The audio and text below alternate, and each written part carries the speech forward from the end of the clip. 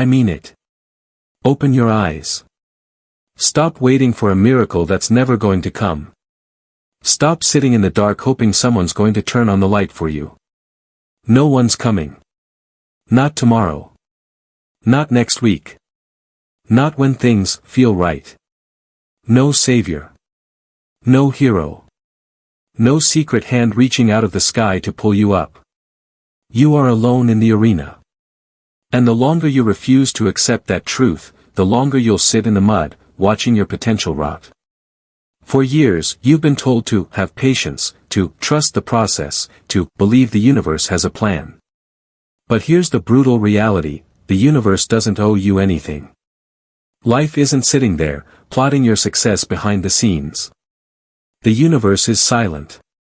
And silence doesn't rescue. Look around. How many people do you know who are waiting? Waiting for motivation. Waiting for clarity.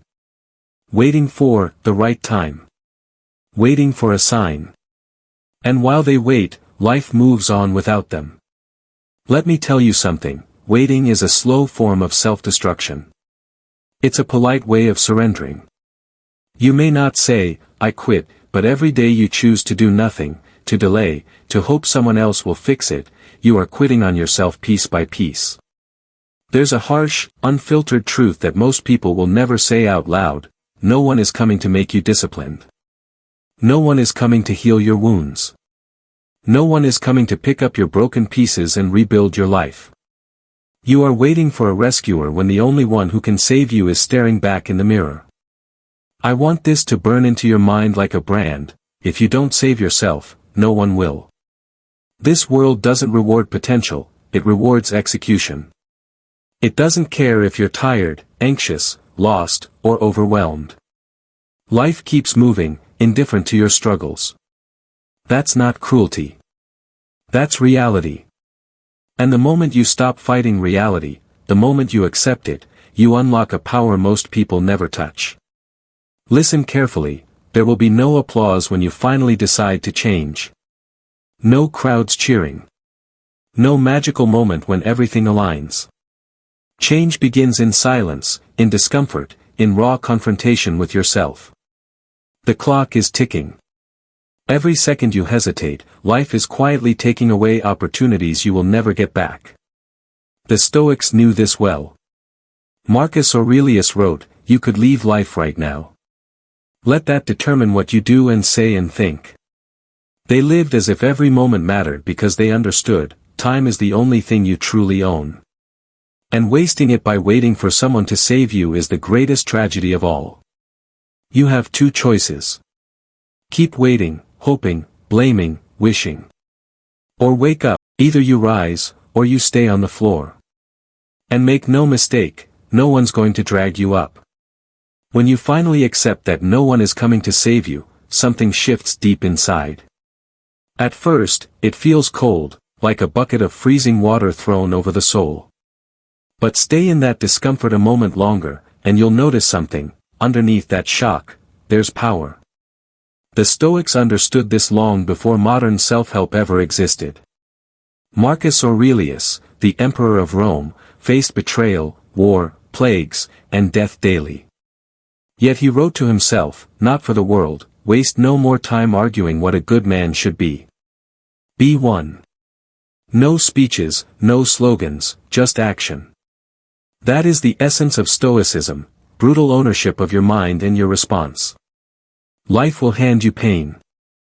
It will hand you obstacles, setbacks, betrayals, unexpected blows. But Stoicism teaches a truth that society hides from you: you are not in control of the world, you are in control of yourself. Epictetus, born a slave, became one of the greatest philosophers in history. He didn't control his masters, the empire, or his fate. But he mastered his reactions.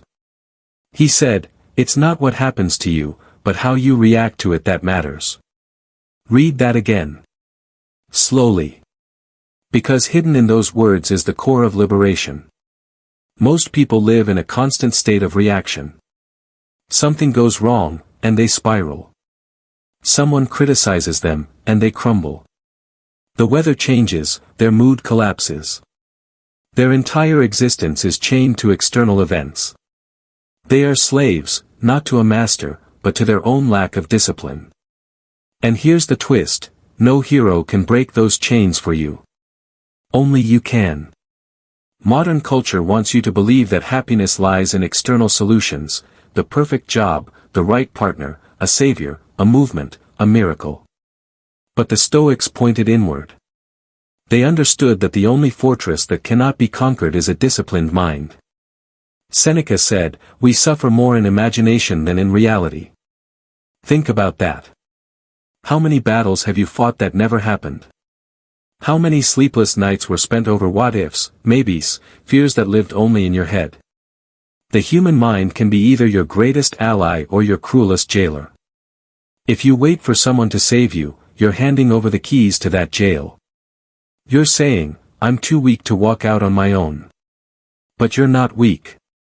You've just been conditioned to believe that someone else should fix you. Let's get brutally honest. Your life right now is the sum of your choices. Not your parents. Not your governments. Not your bosses. Yours. The Stoics would wake up each day with one mission, to control the controllable, and release attachment to everything else. Marcus Aurelius faced conspiracies against his throne, but he didn't waste energy wishing the traitors would change. He strengthened himself. He wrote, "You have power over your mind, not outside events.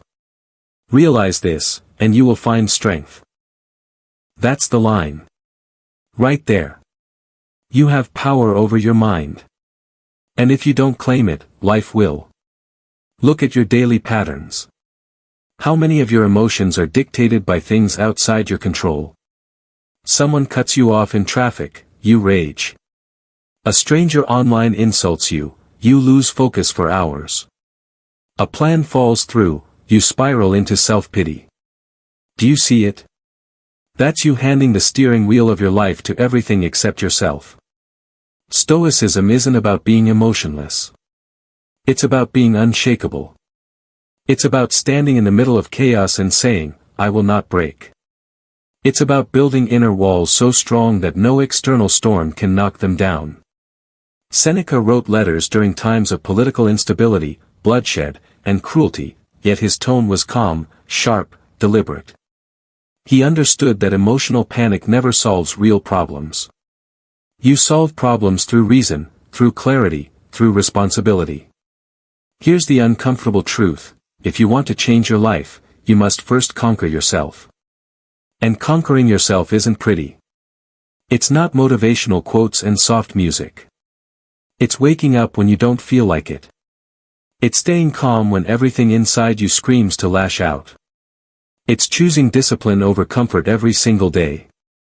You want someone to save you? Become the kind of person worthy of saving, and then save yourself. Imagine your life as a fortress. Every excuse, every emotional reaction, every procrastination is a crack in the wall. You can't defend a fortress full of holes. The Stoics spent their lives patching those cracks, not with words, but with daily actions. Marcus Aurelius didn't need Instagram affirmations.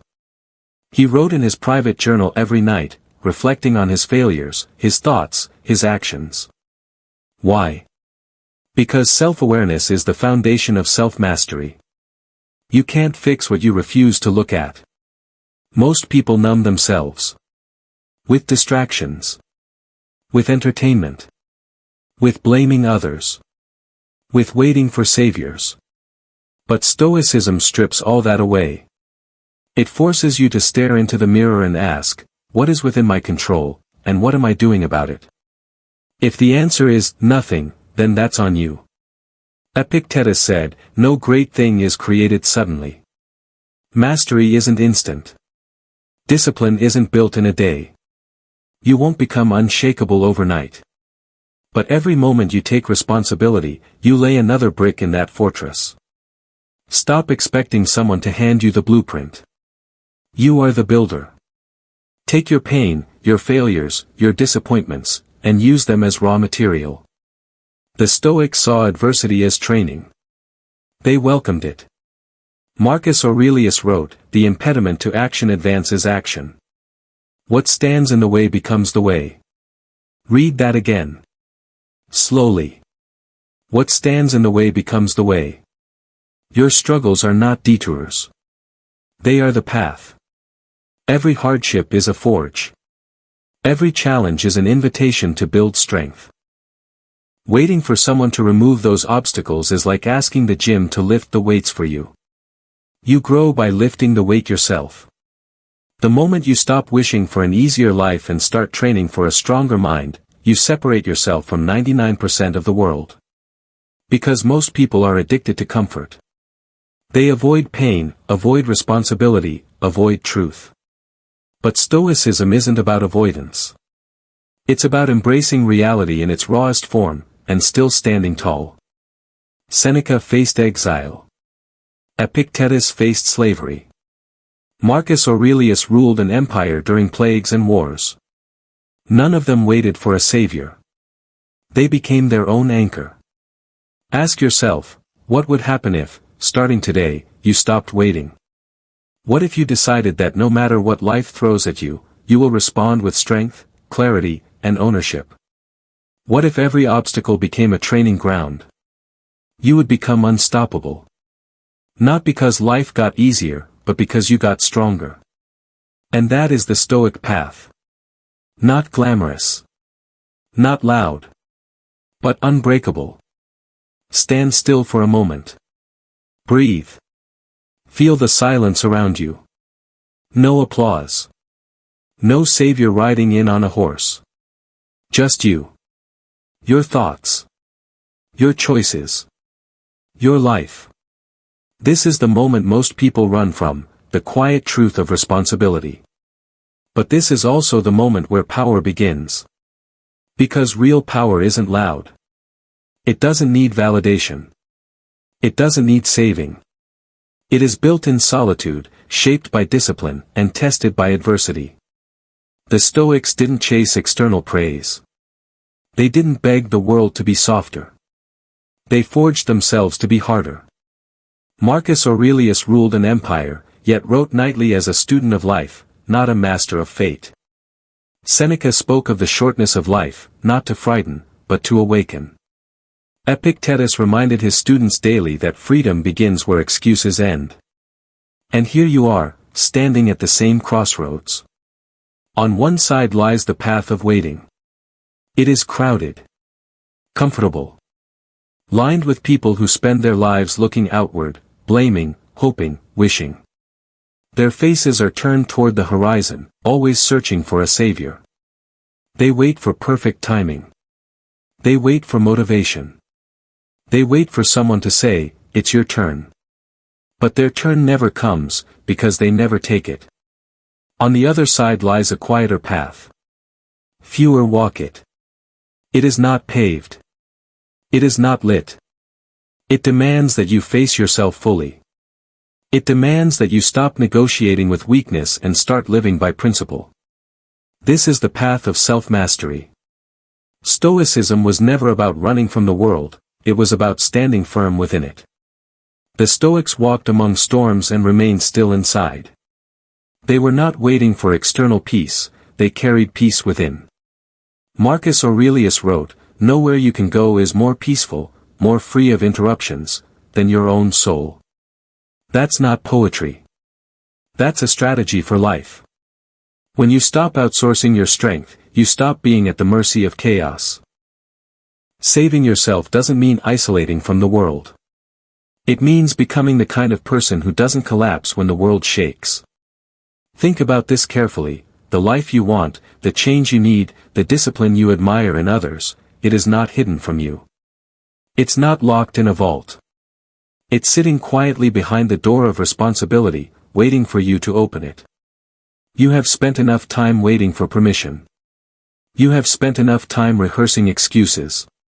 You have spent enough time living as if tomorrow is guaranteed.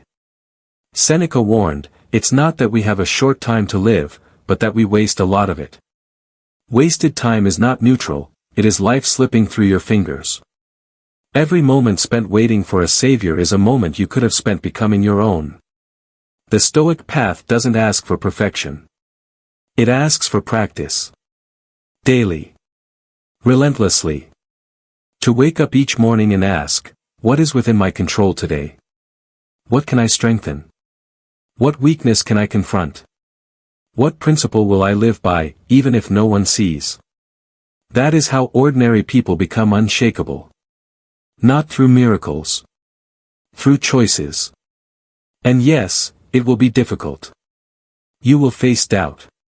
You will be tempted to slip back into the comfort of waiting. But remember, comfort has never produced greatness. Look back on your life.